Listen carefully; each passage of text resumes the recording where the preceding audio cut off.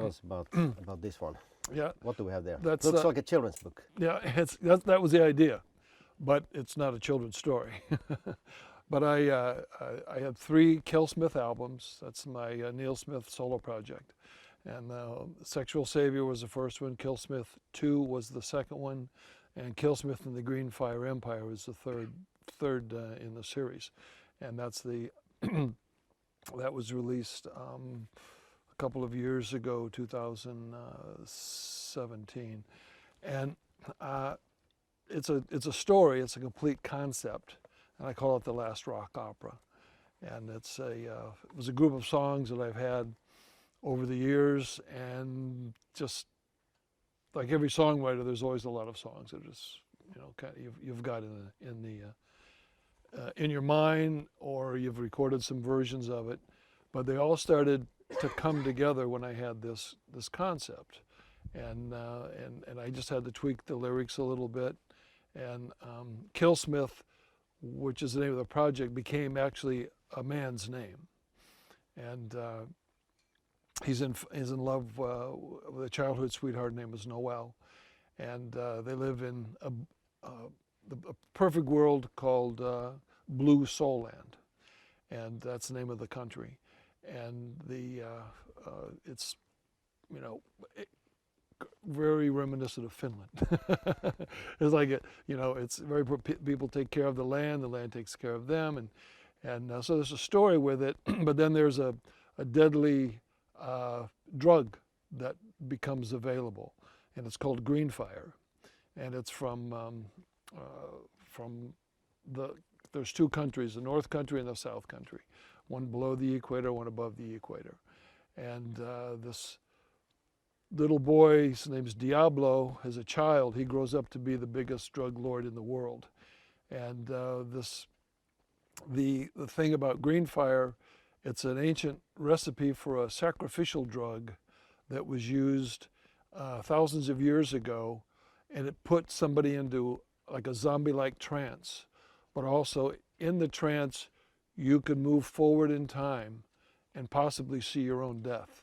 And once you saw your own death, you could possibly die. And the secret ingredient in it is venom from a snake called the bushmaster, which is one of the most poisonous snakes in the world. And you put a certain amount in with the formula, and it turns the formula green, and that's where it gets the name green fire. And it's made into like a pill or a tablet. And it's very, very dangerous, very addictive. It's like heroin and LSD and a lot of drugs mixed up together, but it's even worse. And so it becomes a curse on the land. And KillSmith, Noel, is accidentally killed by a crossfire in a gunfight between 2 gang wars that sell the drugs in the area they live in. And so his mission is to destroy Diablo, the strongest drug dealer in the world, and that's where the idea. Do you make up these stories yourself, or is KillSmith a group effort? Just me, yeah, just me, yeah.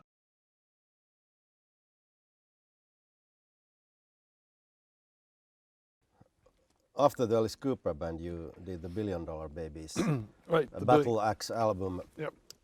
As I understand, you only did 4 live gigs. Yeah, 4 live shows, yeah. Live production. Yeah, yeah.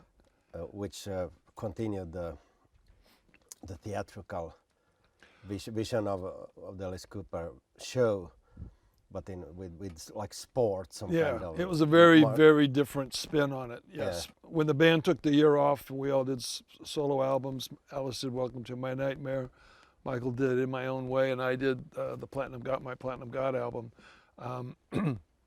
Warner Brothers wasn't getting an album, so they sued the band, and they wanted us to get together to record the new album. And unfortunately, Alice found success with a solo career, and he kept going in that direction. And the next album was recorded with Warner Brothers with Alice as a solo artist. And so we had already been writing songs for that album, and those songs became the songs that were on the Battle Axe album.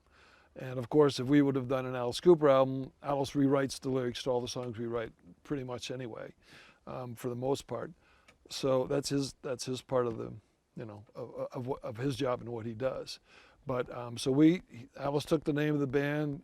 We took the name $1 Billion Babies, the name our biggest album, and we put it. And Dennis Dunaway and Michael Bruce and myself put a show together, recorded the albums, got a deal with Polydor Records. Tell us about the shows and why only 4 big production shows. The concept was in the future that, taken from the idea of guitar solos, which at that time in the late 60s and into the 70s, 2 guitar players on stage would jam back and forth with guitar riffs, but this took it another step farther, that it actually became solos, and it actually became a fight to the death. And the winner of the show, or the winner of the fight, would win $1 billion, and they would and they would do it by using that axe as the kill instrument, because there's a big, on the very end of it, there's a big knife blade, and so Michael Bruce and Mike Marconi, the 2 guitar players, would go in the arena. The drums would back up on stage with the hydraulics, and from under the drums, turnbuckles would come up just like a boxing ring. And that's where the fight took place. And in the back, there were 2 that looked like big thermometers on the right and on the left behind the drums that were maybe 15 feet high, and they were all lights. And every time somebody took a blow against the other person, it would go up in value till the top was $1 billion. So it would go up to how many millions of dollars, millions of dollars, and then finally, when the kill came in, that the winner would win $1 billion. So that was the concept of it. And then the winner would come out, and the confetti would fall, and the bubbles would flow, and the champagne would flow, and so that was the idea of it. But there were some business problems in the management of our show. It was such an extravaganza that we couldn't go into smaller venues. We needed big venues. And so even though the band was well known as $1 Billion Babies, a band, we didn't have a track record to fill up the large arenas as a complete band. So there were some problems with management and what have you. And it was unfortunate because it was a great show. Hindsight is always 20/20 vision. So we maybe should have done things a little bit different, but for the few shows that we did, it was phenomenal. That was for sure. All right.